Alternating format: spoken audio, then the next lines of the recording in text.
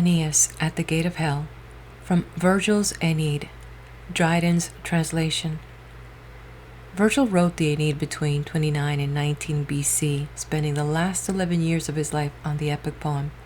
He describes part of the ritual of a Greek mystery, possibly the Eleusinian, in his account of the descent of Aeneas to the Gate of Hell under the guidance of the Sibyl. He writes, "Full in the midst of this infernal road, an elm displays her dusky arms abroad.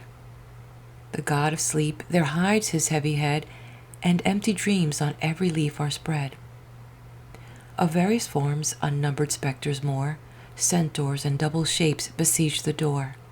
Before the passage horrid Hydra stands, and Briareus with all his 100 hands, Gorgons, Geryon with his triple frame, and vain Chimera vomits empty flame. The chief unsheathed his shining steel prepared, though seized with sudden fear, to force the guard.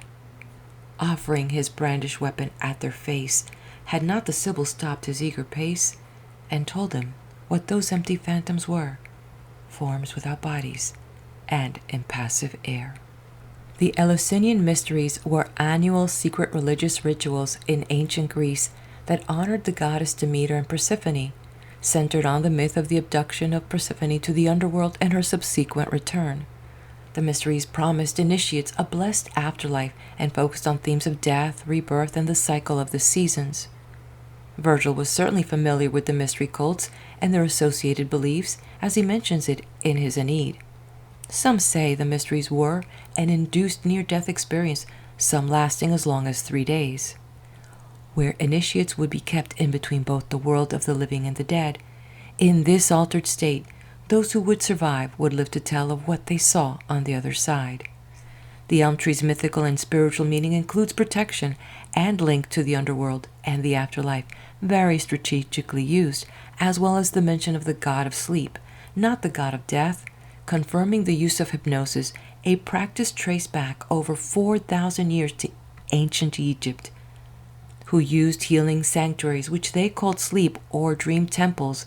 In these temples, the sick person was put into a trance-like sleep.